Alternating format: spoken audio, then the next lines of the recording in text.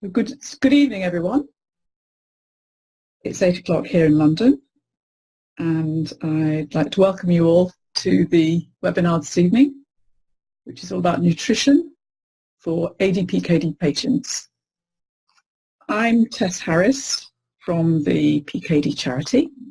I'll be hosting the webinar this evening, and it's my great pleasure to introduce to you Ruth Kander, who's a renal dietitian at the Imperial College Healthcare Trust. And she'll be talking to us shortly. But to start with, I've just run through a few housekeeping slides whilst people are joining us on the call. You'll see a box, it's called the Q&A box, on your screen. Type your question in there. You can ask your questions anonymously, and Ruth will reply using the Q&A box, so she'll also speak while she's answering. Now, we've got a really large attendance for the webinar this evening, so we will try to answer all the questions, but it might not be possible in the time. So if you have any follow-up questions, please email me on info@pkdcharity.org.uk. The webinar will be recorded and we'll upload it to our website for later viewing. Just a medical disclaimer. So first of all, this webinar is for people in the UK. I know there may be non-UK people attending, but the information we provide is relevant to people based in the UK. We make every effort to ensure that any information we're providing is correct and up to date, but be aware it's not a substitute for professional medical advice or a medical examination. You should always consult your GP, pharmacist, or other medical professional any concerns about your care, your child's care, before taking any treatment. We don't accept liability for any errors or omissions. We don't promote or recommend any treatment or particular brand of medication. Charity's role is to support patients and families, raise awareness and fund research. So now I'd like to hand over to Ruth. Okay, hello everyone, I'm Ruth and I'm talking about nutrition and the kidney today. And just to lead on what Tess has already said, this is really for people in CKD stage 1, 2, 3, stroke 4. I'm not talking about dialysis or transplant, it's just about CKD tonight. Thank you.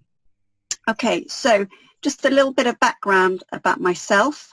I qualified from King's College London in '95, have a degree in nutrition and a postgraduate diploma in dietetics. I started in renal medicine in 1999, which is now 20 years ago, at St George's Hospital, which is where I also trained. I currently work at Imperial College Healthcare NHS Trust. I've been employed by the Trust since March 2002. I work in kidney medicine. I am nutritionally responsible for 300 hemodialysis patients, and I have lots of nephrology and low clearance patients. I also have a private practice at Fleet Street since 2007, and I see general nutrition patients and kidney patients. And I've done lots of different general nutrition in my freelance capacity. I've written lots of resources, I've given talks, I've done school education, I've done community education, that kind of thing. Okay, so let's move on. So first things first, I just want to mention that there's a lot online about different pills and potions and smoothies and drinks that you can have to fix your kidney dysfunction. And actually, there's no food and no drink and no medicine or remedy that can repair kidneys or stop them from declining in function. But there are lifestyle factors you can do, which is we're going to talk about. And also follow medical advice is very essential to help your kidney function. Okay. So do I need to follow a special diet? So you or your loved one or someone you're looking after might have adult polycystic kidney disease. Do you need a special diet? So you only need to follow a special diet if you've been told to do so by your doctor or your nurse or a dietitian. Every patient is individual, so what's good for one patient might not be good for another. And I see this a lot.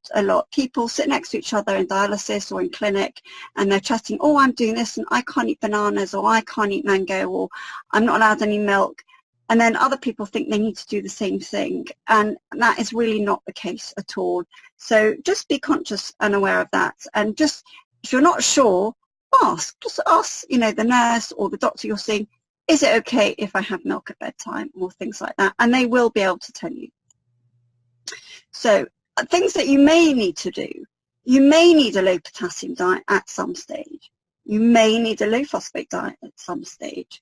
You may have a reduced appetite and you might not be eating so well, so then you might need to see the dietitian. And the dietitian is quite skillful and she'll be able to give you suggestions of what you can eat. And that's a lot of what I do. I try to talk to people about what they can eat and what is good to eat within their individuality and within their certain circumstances. If you have diabetes, I'm not sure if there's anybody on this who has diabetes, please continue to follow the dietary advice you were given. Try to ensure that your sugar control is as good as it can be. Choose healthy foods, take your diabetes medicines that's prescribed by your doctor or nurse. I know this sounds really obvious, but a lot of people don't do it. So please, if you're diabetic, it's really essential to look after yourself and control your sugars. If you have type 2 diabetes, then before the meals, your sugars should be between 4 and 7. 2 hours after meals, you're aiming for less than 8.5. I always suggest to people, measure at different times every day or a few times a week. Often people say to me, yes, I only measure it in the morning and it's always fine. And then I say to them, well, what about other times of the day? So I've come up with this kind of schedule. So on Sunday, do before breakfast, Monday before lunch, Tuesday before supper, Wednesday before bed, and then repeat that. Or give yourself a few days rest and then start it again, or leave it for a couple of weeks and start it again. Always ask your doctor if you should measure your sugars, what you should do about sugar measuring. If you really want to do it, then that's fine. But if you're not keen on it, then maybe just do it every so often. If you would like to lose some weight, so there's a lot of evidence to show that being a healthy weight is beneficial for kidney function. So if you want to lose weight, I always say to people, think about your food portions. Do you need to reduce the amount that you're eating? Think about the type of food that you're eating. So are you eating foods that are very high in calories, or are you eating foods that are lower in calories? Think about becoming more physically active. If you're able to be active, be as active as you possibly can, because there may come a time where you're not able to. And actually, physical activity is really good for the heart, and that is invaluable to you. So a lot of people say to me, what do I eat in a day? What's the aim? What's the goal of what to eat in a day? So I've put here together a slide for you. So in one day, you should have 3 meals. So a breakfast, a lunch, and a supper. You should make sure you're really well hydrated unless you're on a fluid restriction. So I understand there's a recommendation for polycystic kidneys to have 3 litres a day, but only unless you've been told otherwise. So if you've been told only drink 1.5 litres or just drink 2 litres, then fine, stick to that. But if you haven't been told anything and you know that you're not retaining fluid, have 3 litres a day. And try and never, ever, ever get dehydrated, because dehydration really affects kidney function and really causes them to decline. Try and have at least 2 to 3 portions of vegetables a day. Again, unless you've been told otherwise and you're following something special. 2 to 3 fruits a day. So any fruits, I've heard over the years people said to me, oh, I'm not allowed this or I'm not allowed that. Actually, any fruit is okay. It's just about the amount that you're eating. 3 to 4 portions of carbohydrates a day. And again, there's a lot around about the ketogenic diet and that you should be avoiding carbohydrates. And it's not true. It's more about the portion and how much carbohydrates you're having and which kind of carbohydrates that really counts. Proteins, there's a big protein story in chronic kidney disease. I don't know what people have read on the internet. There's some doctors years ago were saying how, if you're a kidney patient, you should have no protein in your diet and that is best for you. There's other doctors that don't agree with that. There were big studies done at the end of the 80s looking at protein in chronic kidney disease, and actually they concluded that they didn't really find a big benefit if you were very restricted. I know that in some countries they're very restricted. They restrict them a lot in the protein. There's now been some papers that have come out recently, and all these nephrologists who were saying in the earlier days about restricting protein and were involved in the trials are now saying, actually, we really don't know, but we think that it's a good idea to be vegetarian a few days a week. So 2 portions of protein a day maximum, and then think about being vegetarian some of the week. And then try and, like I've said already, try and be as active as you possibly can. And we recommend 20 to 30 minutes of activity every day. So in essence, on the screen right now, that is what you should eat in a day, okay? And you don't really need that much more unless you're training or you're growing or you're in a different situation, but that's all you need. So how much carbohydrate should you eat? And that's been a very big question over the years. So in terms of, if you're trying to lose weight, okay, these portion sizes are more if you're trying to lose weight. So as you can see here, the cursor, these pots I think are amazing. I recently used them in a project with people who couldn't read or write. And I made them actually special pictures for the lids and the bottom of the pot because they couldn't even read the writing on the pot. And they loved it. They thought it was great. So if you fill the carbohydrate, that's the carbohydrate, that's the protein, that's the fruit, that's the vegetables. So in essence, if you were to fill that, you're trying to lose weight, you fill that with carbs, you fill that with protein, and you fill that with vegetables, that is what your meal should be. In fact, the vegetables you can have as much as you like, but that's what your meal should be. I've got more information on that soon. So that's the portion pots for carbs. Then there's these great spoons that I found. I quite like them. I found them first actually, and I really like them, and now I found the pots, I like the pots better. But this spoon particularly that I'm pointing to says actually on it starch spoon, and that is 1 portion of carbohydrate. This is the protein, which is approximately the size of the palm of your hand, which is in my next slide, and this is the vegetable. So again, very easy way of measuring portions. Then we've got this lovely plate, which I discovered in Matalan last year. Absolutely love it. I think it's a lovely plate, although I think they've updated it for this year. But it's a half a plate of vegetables, 1/4 carbs and 1/4 protein, and that is all you need for weight management. And what I like most about this plate is that it's china, so you feel like a proper person. It's not plastic, it's not small, it's a regular dinner size plate, and I love it. And we also use this in our project because it was pictorial and people couldn't read, and they loved it and they really used it. And then there's the hand. Now, a handful of cooked carbs is also something to be said for, although so it can be a bit messy. But I think these tools that I've given you here are actually really good and they work really well.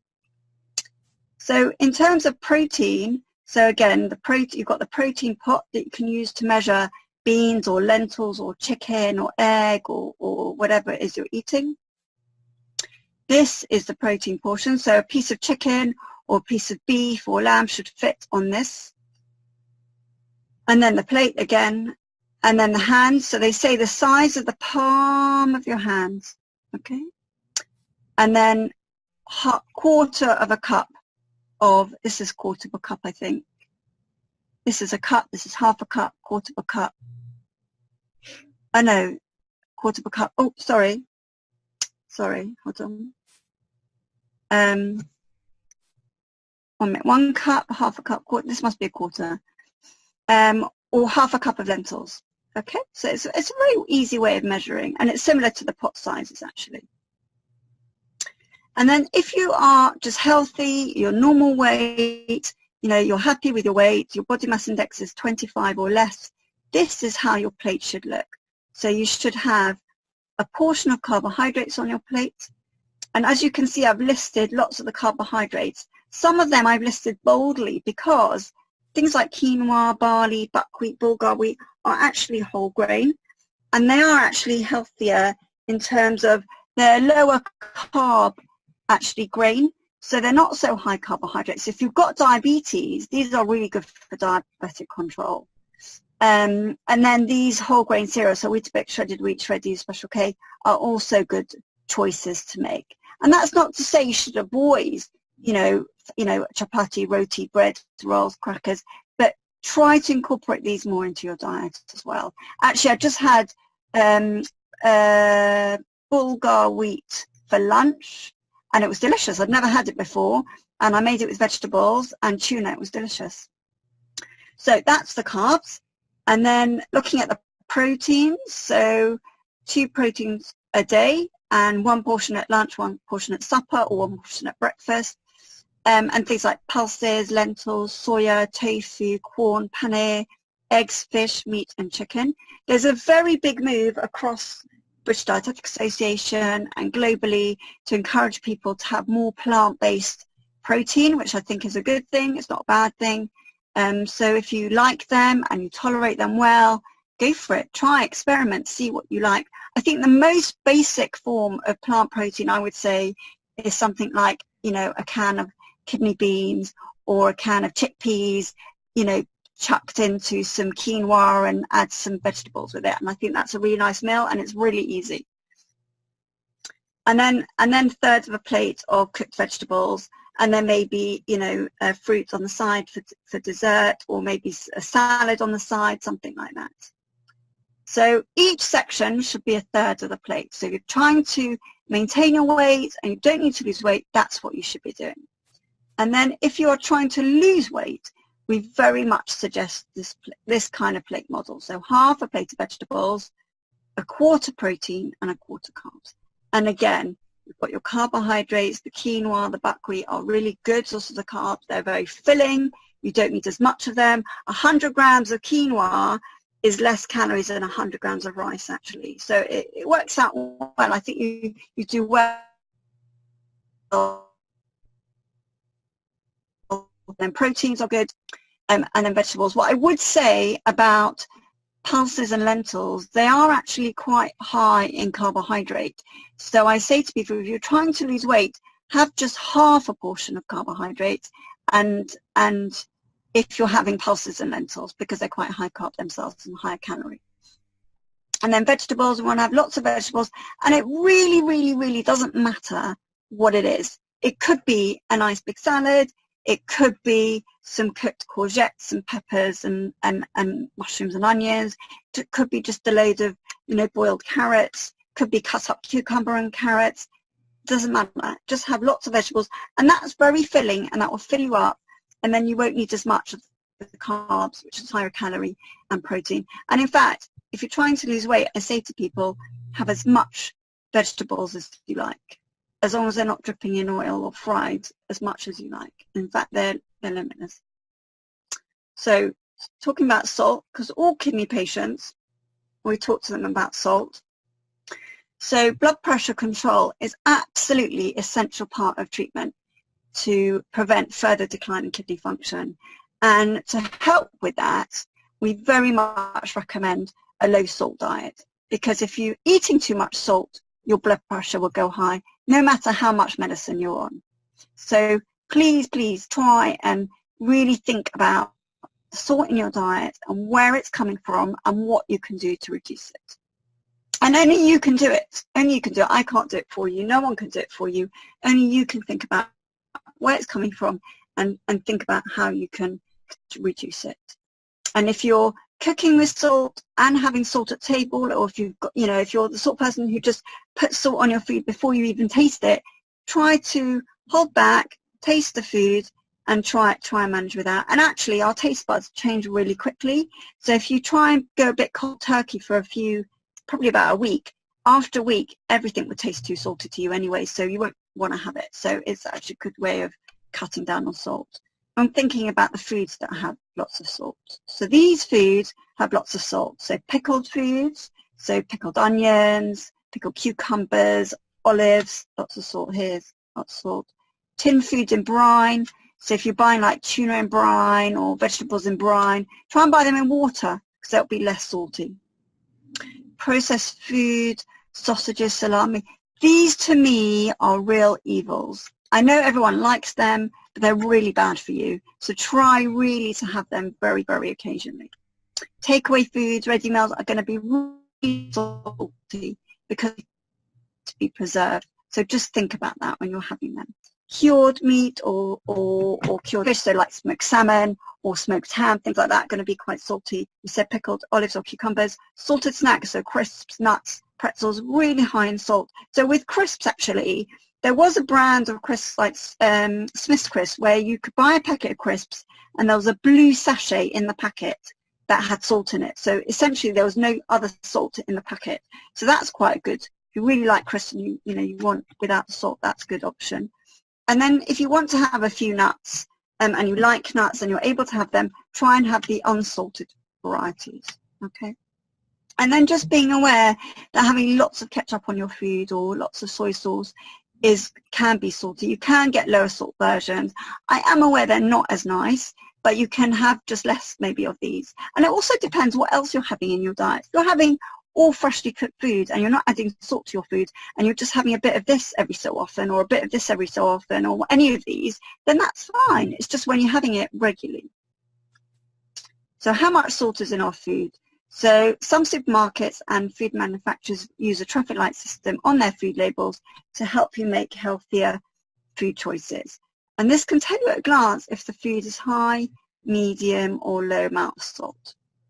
And this table that I've provided here will tell you. So if you've got a food that's got more than 1 grams of salt per 100 grams of food, then that's a lot. Okay, this is a very big range. The amber range is massive, so 0.3 grams to 1.5 grams, massive range. So I think, anything reasonable. I would say, if it's less than 0.8, then that's quite good. And then obviously less than 0.3 is green and it's good. It's very low salt.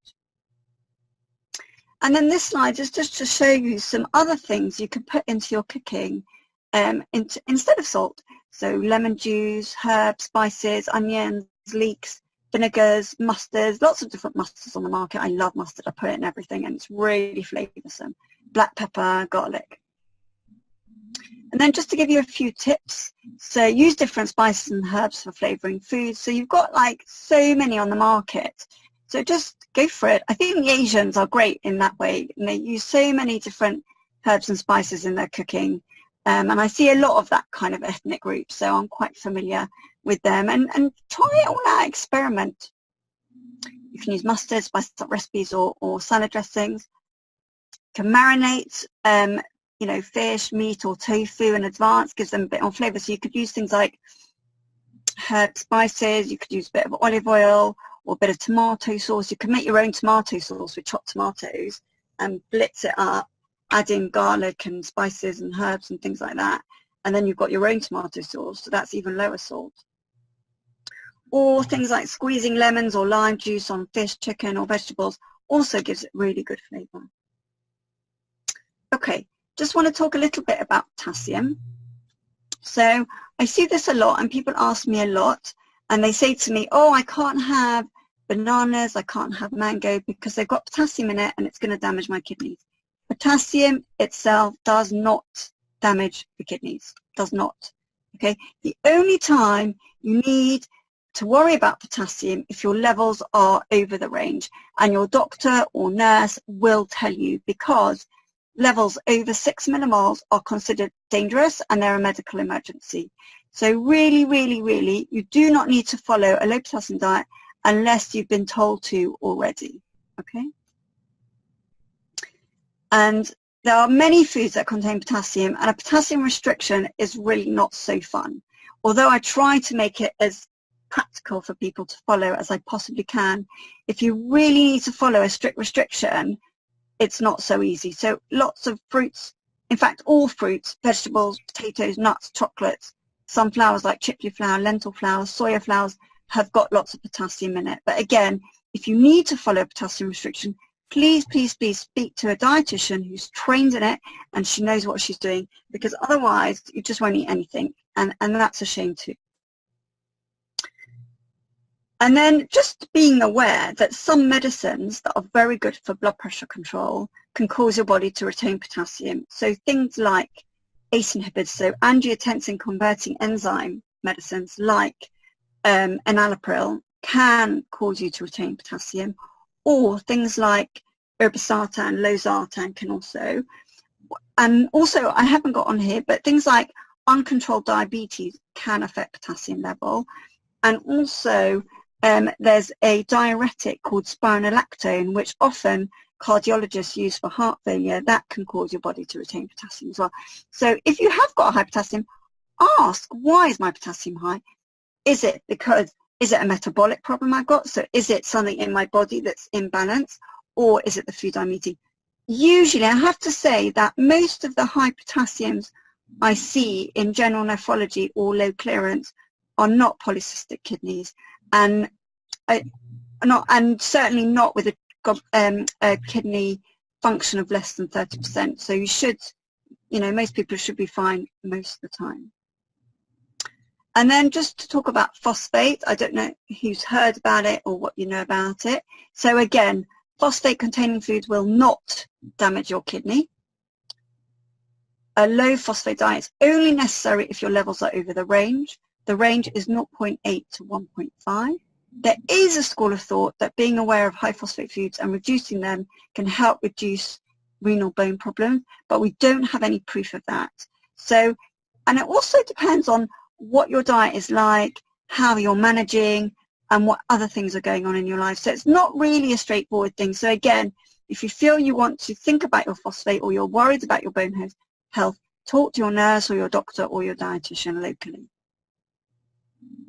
And then I just want to give you an awareness of high phosphate foods. So things like dairy products, cola drinks, nuts, chocolate, fish with edible bones, so sardines, shellfish, and lots of high protein foods all contain phosphates. Okay, but again, don't need to follow a restriction unless your levels are outside of the range or your doctor or nurse told you to. So just a little bit of a summary. So this is the UK Eat Well Guide, which came out last year. And I actually think personally that this carbohydrate section is a bit big, but I'm going with it. I think the dairy for healthy people could be a bit bigger.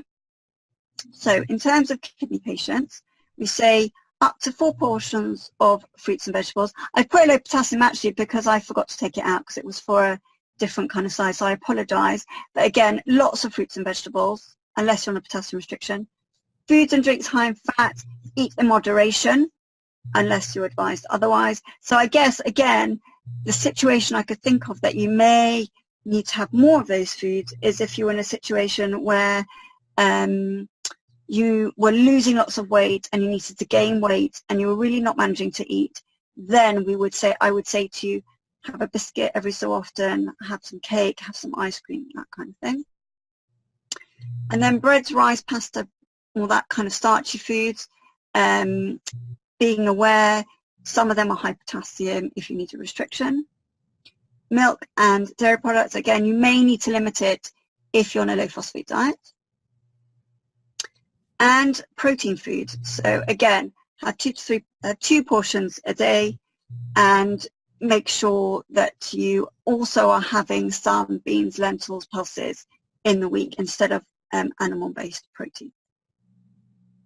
So a little bit of a summary. So have a healthy, balanced diet, and that is really essential.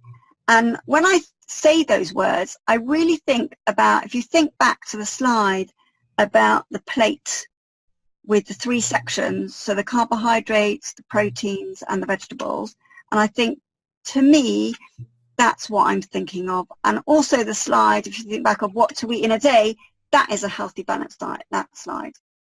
Enjoy life, because you don't know what's around the corner. Have a lovely time, depending on your kidney function. Enjoy life. It's not worth being cross. Avoid dehydration at all costs.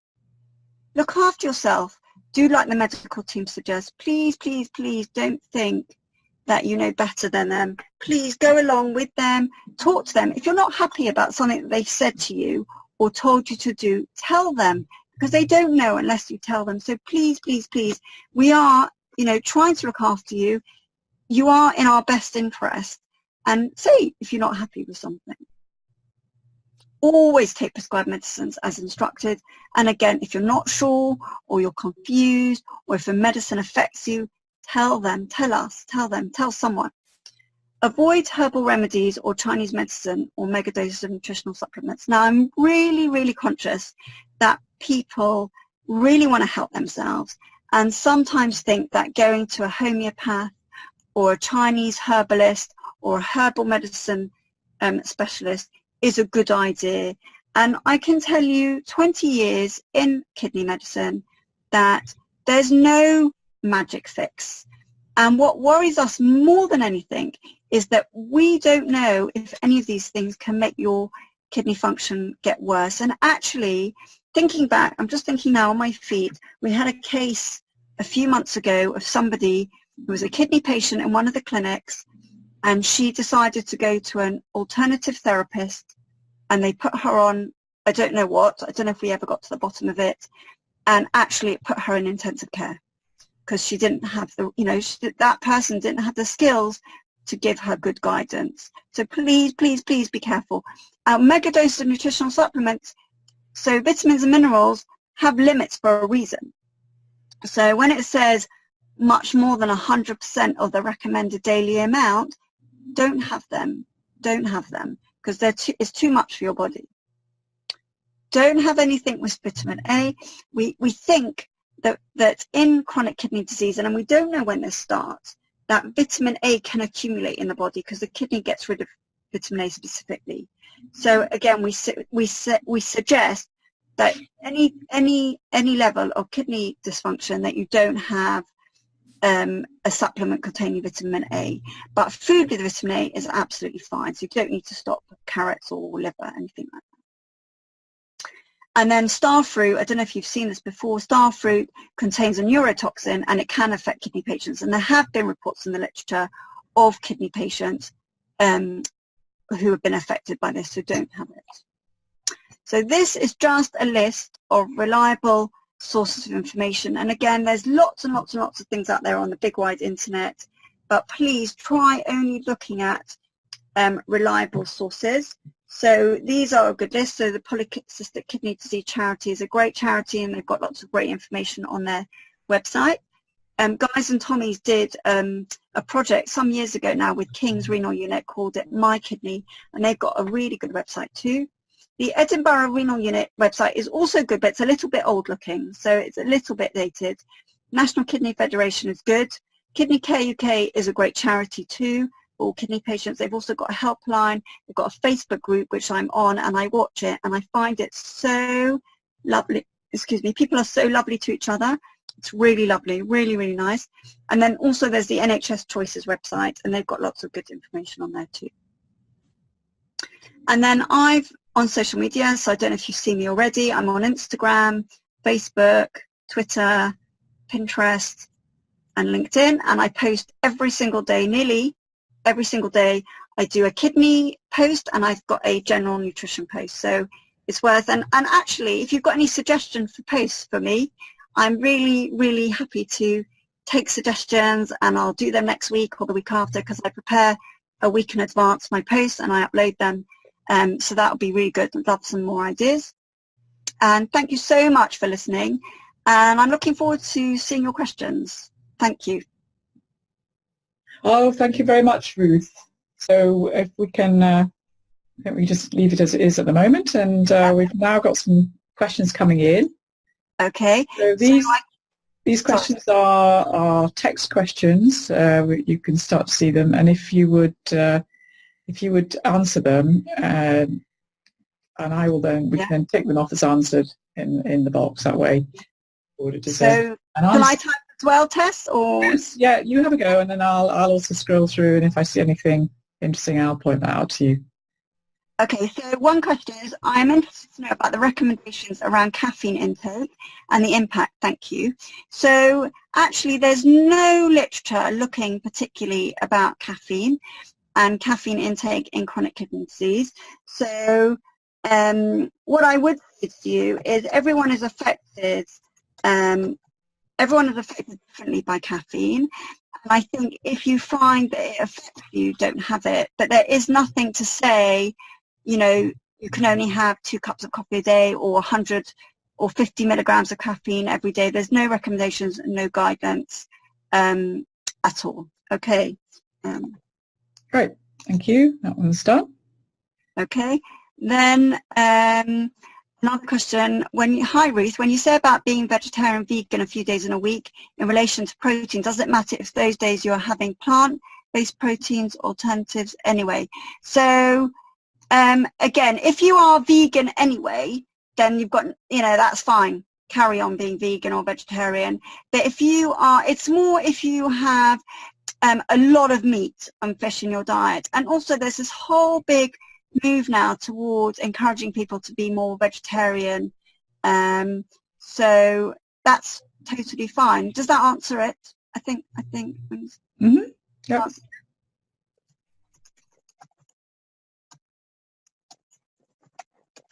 Okay, sorry, I'm being a bit slow.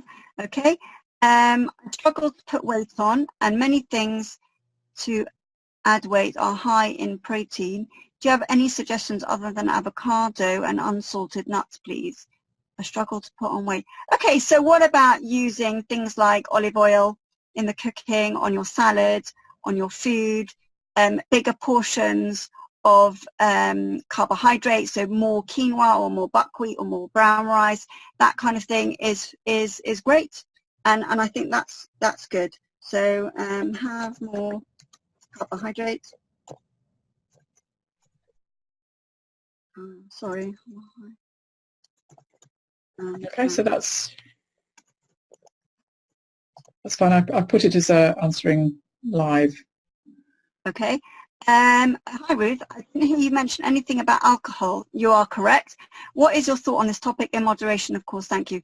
Yes, I feel that with regards to alcohol, within the limit of 14 units per week for men and women, and have some alcohol-free days.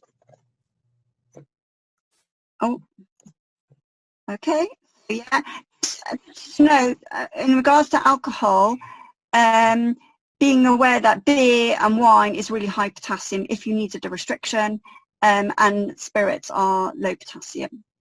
Okay, another question. How many litres of water should a child with PKD drink? Is the same diet applied for children? Oh, that's a really good question, and I don't ever see children. Tess, are you able to answer that? No, but there are recommendations for salt, of course, which the recommended daily salt intake is lower, and you can find that. I think we do publish that on our website, but it's also on the NHS Choices website. So just be aware that children should have less salt than adults. What I would say is, I think child, just educating them on the colour of their urine is probably quite helpful. Mm-hmm. And say, and say to them, is your urine clear? Then that could be quite a good way of doing it. Mm-hmm. Yeah, I agree. Yeah, use the urine chart. I think that's quite good. And there's some really nice one. Actually, if you go to my Instagram, I've got one of my earlier posts was about the colour of your urine. So if you want to look at that, but even if you put into Google, there's loads of charts around which you can use. Okay, thanks for the presentation. You're very welcome. Why asparagus are bad? Dehydration but diuretic are good, or at least not bad and recommend. So I don't think that any vegetables are bad, and I don't think you need to limit any vegetables unless you are following a potassium restriction. Okay.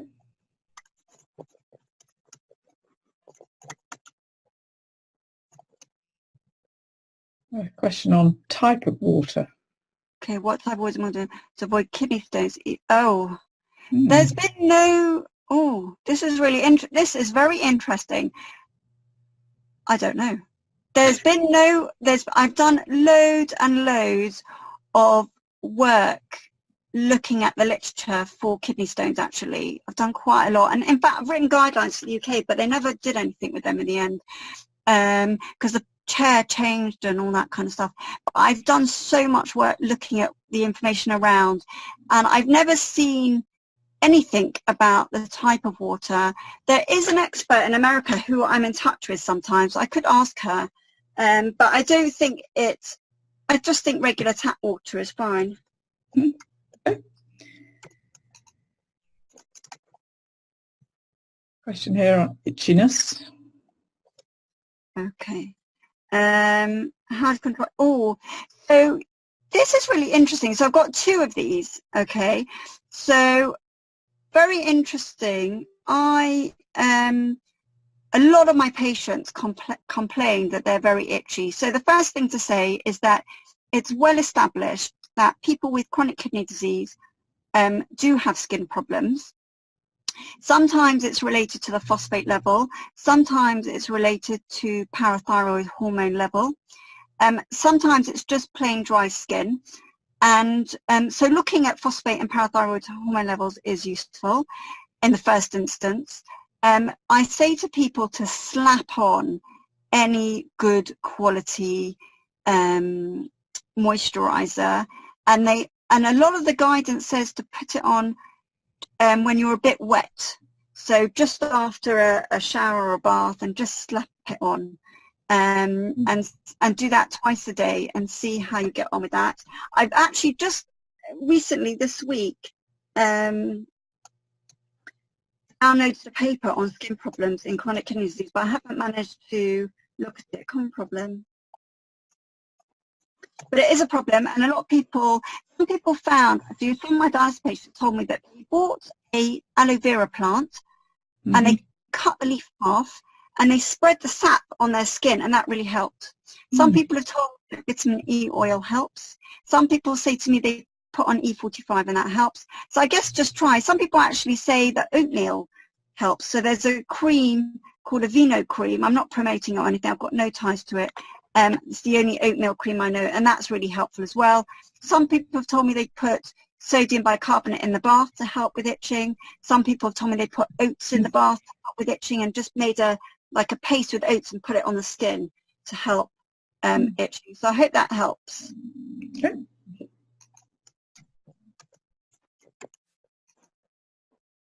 Another one on caffeine. Sorry. Oh, I was typing. It's gone. Give you the kind of restricted blood vessels, whatever I'm having.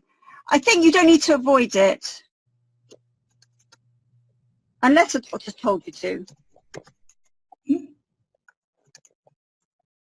Okay.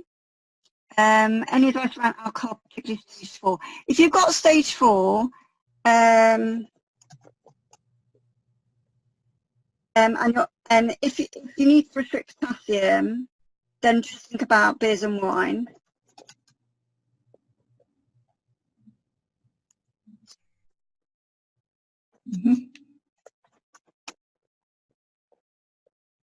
But otherwise, just as I said, within the limits. Okay. I've moved from Coke to Coke Zero. I know water is best to drink 4 litres per day. Should I stop Coke Zero? Okay, so Coke Zero, as far as, so in terms of, if it's regular Coke to Coke Zero, you've cut out all that sugar, which is good. So I don't think the sugar in Coke is particularly good. That's the only thing you've done. Coke Zero will still have phosphoric acid in it, and phosphoric acid we think can affect the bones. So I do say to people, you know what, if you can, avoid Coke.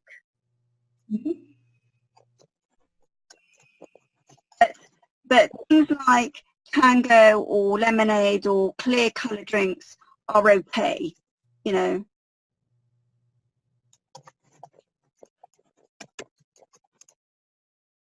Okay. I suffer from cramping my legs at night. Okay, so this is also another common problem that I have. So sometimes you can get it from not enough salt and water. So maybe you're not drinking enough, maybe you've reduced your salt too much, which can happen to sometimes. So maybe increase that a bit. Tonic water has got quinine in it. Sorry. And quinine is quite good for cramps, so you could give that a try as well.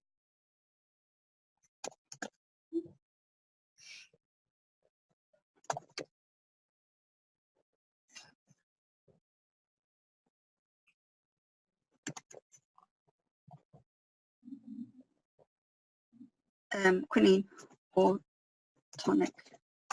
It's really bad. Your doctor can give you quinine tablets or tonic. Which has sorry.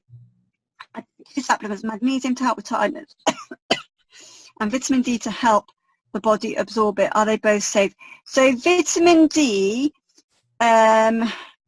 depends on your stage of kidney dysfunction. We're not sure if the body can utilize vitamin D in supplements or not. So I would just check with your GP or nephrologist and make sure that it's safe. In terms of magnesium, I have heard a lot of people tell me that they help with tiredness, but again, there's no hardcore medical evidence to support it. So I can't say, I think they're safe, but I think check with a medical doctor. Okay. Mm-hmm.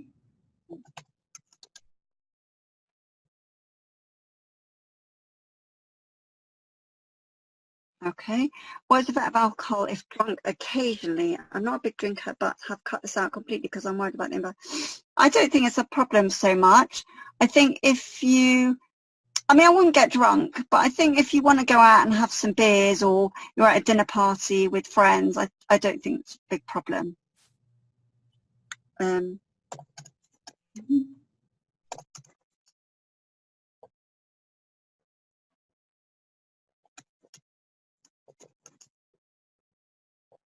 The next question I will answer quickly.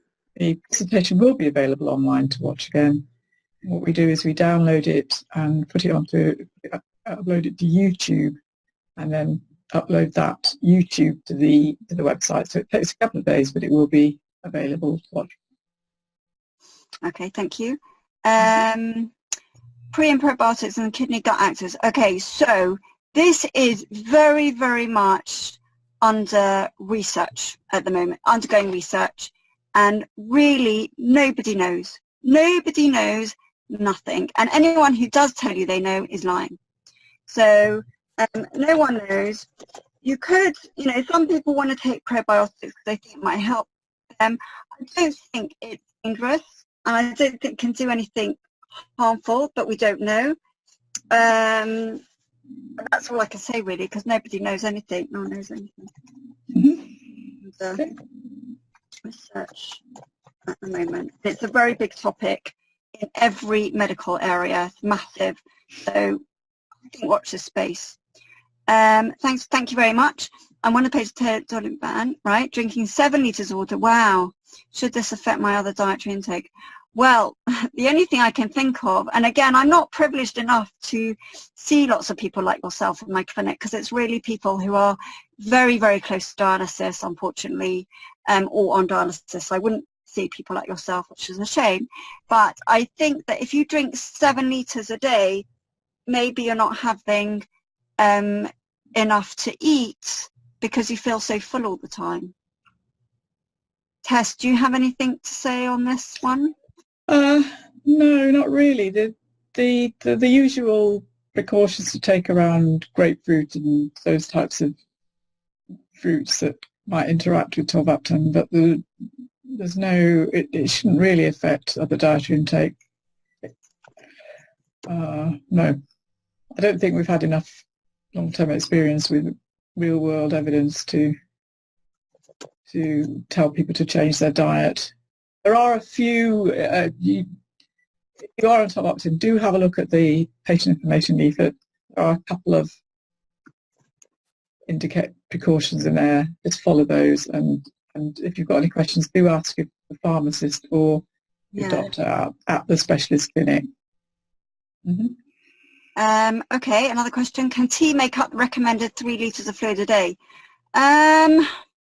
I don't know. I never really thought about it.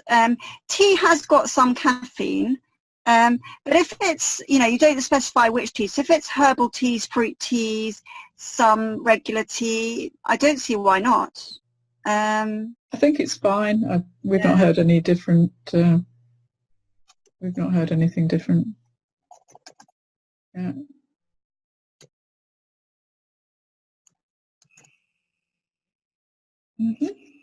Why is it like a variable from country to country? Why is it like? Because everyone's got a different opinion, and everyone's got a different opinion. So every nephrologist you speak to or dietitian will have a different opinion. Everyone has, and also different experiences as well. I can't. Yeah, I mean, I know that I've had experience. I know. I've had lots of people go to India, for example, and they come back and they say to me, oh, I can't have this, I can't have that, I can't have that. And I'm like, not sure about that really. But if that's how you feel, that's how you feel. I've had people who have come here actually from Italy to work here and wanted me to pick up with them on a low protein diet, and they've got quite a good GFR, and I'm like, I don't really do that. We don't really do that here. So everyone's got different opinions, different experience, interprets the medical literature in different ways. So I think, but there are guidelines, and that's why there's guidelines. There are global guidelines, but they're all a bit old. We were talking about it today. They're all very old, haven't been updated for years. So yeah, I think just do what you feel sensible, or your local, your local doctor or the person that you see. How do you feel about occasional fasting? Is it all right as long as a person keeps their recommended water intake? I sometimes skip breakfast and lunch because I'm simply not hungry. Other times I have a light lunch, and other times I have a burger and chips. So it depends in what context, really. So I think if you're, I think the whole intermittent fasting, like eating between 8 and 8 is not a bad idea, or between 6 in the morning and 6 in the evening or something like that is not a bad thing. I think as long as you're having all the nutrition that you need, then that's fine. And again, it goes back to ensure a healthy, balanced diet. Okay, can you post on the PKD website your Instagram link, please? Because I didn't manage to write it down from your slides. Oh, okay, so it's just, I called myself Kidney Dietitian. Yeah, so we, and we will put all the links onto the web page once we've uploaded the web. Okay, great. The YouTube. I will make sure that I'll copy all the links from Ruth's slides as hyperlinks so you can click directly through. Okay, great. And also, guys, if you see a post, comment, please like it. And also, if you've got ideas for me for posts, tell me, you can message me or write it on the, in a comments box, because I do listen, and I do. Like one lady the other day said to me, oh, can you post something about sodium bicarbonate? I'm not sure, I'm taking it, but I don't know what it is. So I did a whole post for her. So I'm really happy to do it. It's for you guys. So I want to do things that are helpful to you. Am I right that polycystic kidney patients are more prone to diabetes? And if so, do we need to be particularly careful of sugar intake more than normal? I don't know, actually. Tess? No, we haven't seen any evidence about that. Post-transplant people are prone to diabetes, but not pre. Okay. I mentioned different views amongst nephrologists regarding low protein diet, but if we reduce the amount of proteins that we eat when having a normal or slightly reduced kidney function, should this not help the kidneys not being overloaded and increase the chance of? We don't know. We really, really, really don't know. But I do think that reducing protein, animal protein, is helpful, but as long as you don't become weak or malnourished in any way. I'll tell you a very, very quick story. I had a lady start dialysis a few years ago. She said to me that when she was a young girl, she was very close to needing dialysis. She was in Germany at the time. This lady's got loads and loads of autoimmune problems. She saw a cardiologist who said to her, you know what, if you become vegan or vegetarian, you're going to really help yourself. And she did, and her kidney function lasted loads more years than anyone ever thought. So maybe there's something in it, but I just think it seems like a good idea. So try and have more vegan and vegetarian. I think it's a good idea, but we don't know for sure, and it's not anything concrete. That question: water, does fluoride in water affect kidneys? No, not that we're aware of.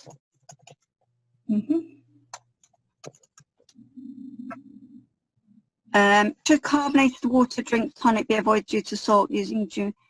Again, it's not something we're aware of.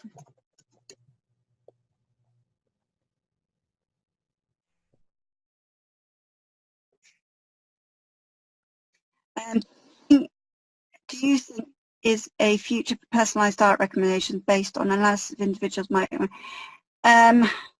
Maybe, yeah, it could be. But there's also a lot about the whole genetics thing as well. But we're really, we are very far off of that. But maybe in 20 to 30 years. Sometimes. Many websites say tea is bad for kidneys. Oh, and coffee raises blood pressure, which is also bad for kidneys. Is that correct? You mentioned tea and coffee. No, I think coffee.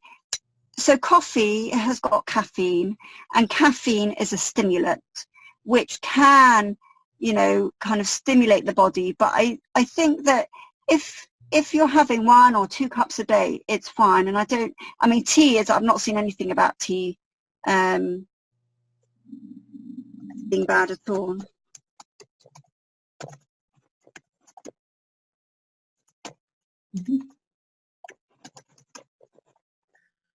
Okay. Last question. Is it okay to have a slightly higher protein diet while doing gym strength work? Okay, now I've got quite strong opinions about this, and I really think if you've got any form of CKD, you should stick to the guidelines of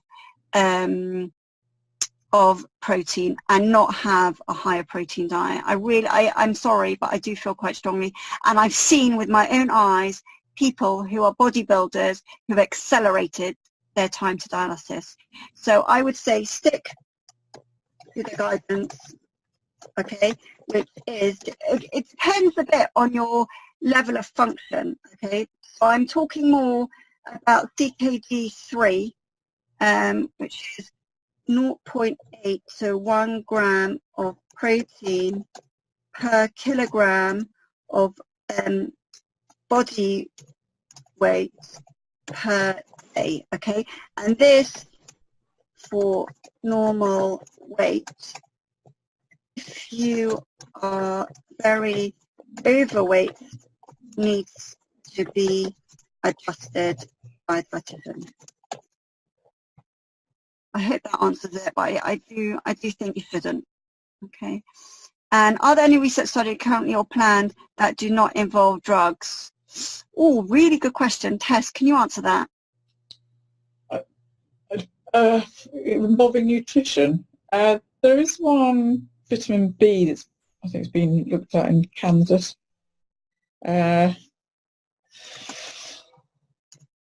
Small-scale study. But apart from that, in terms of nutritional therapies, not really, no.